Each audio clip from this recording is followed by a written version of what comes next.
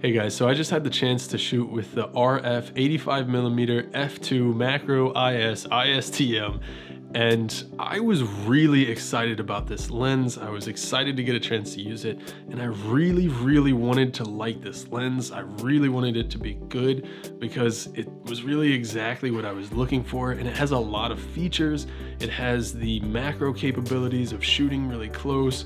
It has the built-in optical image stabilization, and it also has a relatively fast aperture at f2. And there is a lot of good stuff about this lens, but there's also some really frustrating stuff, and it's left me questioning whether it's worth it for me to buy. But in this video, I'm going to talk about what I like, what I dislike, what you might like or dislike about the lens, and if it might be right for you.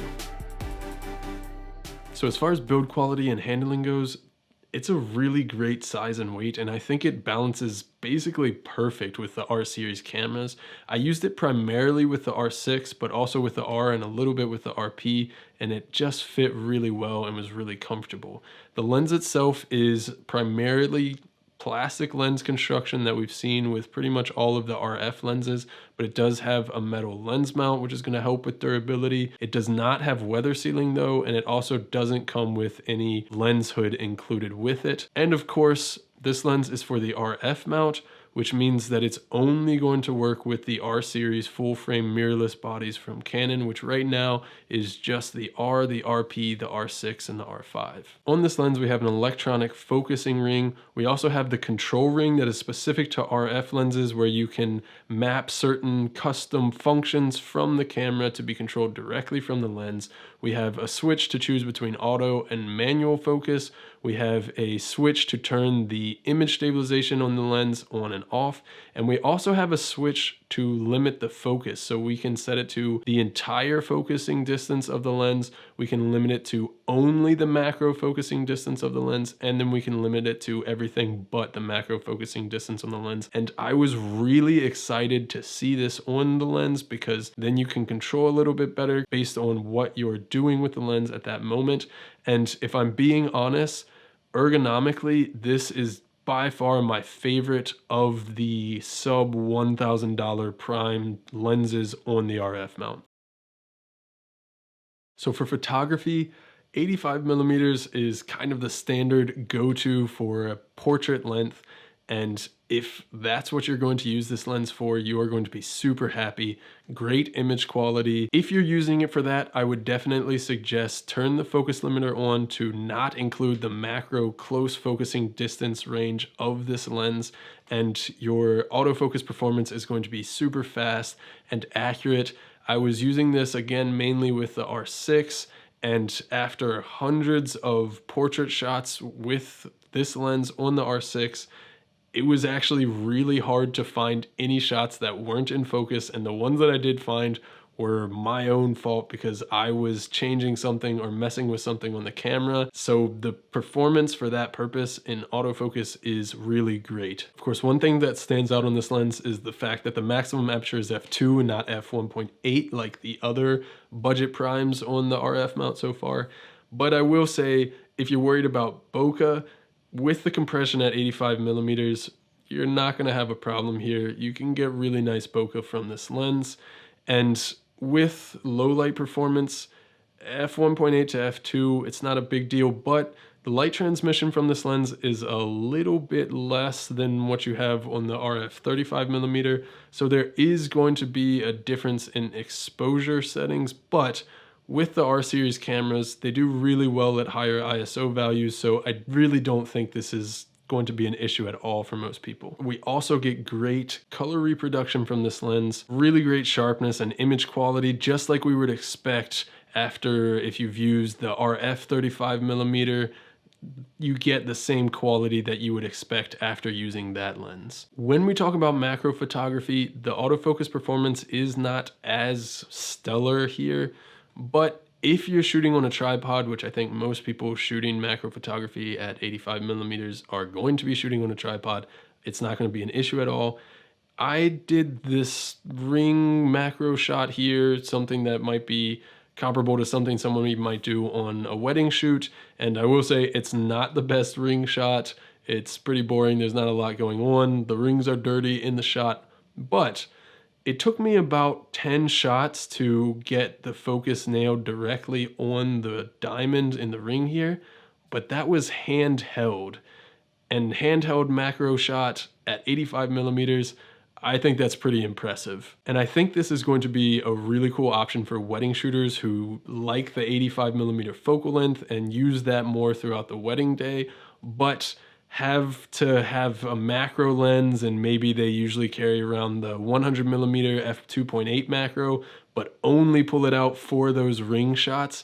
I think that you can definitely get away with just having this 85 millimeter lens, leaving the other macro lens at home and getting the ring shots with this lens and using it for your 85 millimeter shots. You're gonna save money because you won't have to have the two lenses and save some space in your camera bag as well. Now, I will say I am definitely not a dedicated macro photography shooter. From what I've seen with this lens, it's not necessarily the first thing I would recommend to somebody who is a professional, dedicated macro photographer, but I do think it is an interesting option for somebody getting into macro photography as a hobby. And the fact that you can get cool handheld macro images at 85 millimeters with this IS is pretty cool. However, I will say the autofocus performance at macro distances, if you're hand holding the camera, is going to hinder your ability to get handheld macro shots a little bit. So it's not going to be the best for that if that's specifically what you want it for. But overall, I think this is an amazing lens for photography for the price, and I really, really enjoyed using it in photography. So now to using this lens in video, and this is where it gets pretty frustrating. And first of all, I have to say, the image quality here is still amazing, and the image stabilization built into this lens, especially when paired with something like the R6 that already has IBIS, is awesome. And even with the R or the RP that doesn't have IBIS, you can still get amazing, steady handheld shots at 85 millimeters, and that is really, really cool. So what's the problem? Well, the autofocus performance in video is pretty terrible and pretty much unusable in my opinion. So going into this, I just assumed because the lenses were so similar and they have the same, in theory, STM motor, that the autofocus performance on this was going to be basically the same as what we have on the RF 35mm STM. Unfortunately, it's not. And with the RF 35mm STM, every now and then, the lens will misfocus just a little bit, and then it will focus all the way into macro and then have to focus back out. And it has happened to me a couple times, but I've never even been able to find actual footage where it's happened on there to show anybody or even talk about it. So I've never really brought it up. And it's never caused me to miss a shot ever, so I don't think it's a big deal. And when people had talked about the issues with the 85mm lens, I assumed it was going to be similar to the 35. However, it is very different and much worse. And the problem here is that in video, first of all, regardless of how many settings you change in the autofocus menu, the focus is just really ridiculously, unnecessarily slow on this lens. And it seems like the lens will only focus all the way in one direction and then all the way back to find your subject. So if the autofocus misses your subject by focusing just slightly too close, it's going to focus all the way to its closest focusing distance and then all the way back until it hits your subject instead of just backing up the focus a little bit. And it's really clunky, it's really slow. It caused me to miss tons of shots while I was trying to use it in video. And from my perspective, it's basically unusable for video. And a lot of video shooters might say, well, I can just manual focus with it. And in a lot of the R series cameras, the R, the R6, the R5, you have the manual focus assist, which is a really easy way to hit manual focus even in video. The problem is this is an electronic focus by wire lens, which I don't typically have any problems with, but the focus throw in manual focus on this lens is just also really weird and clunky. It's obnoxiously long turns to get the focus to move.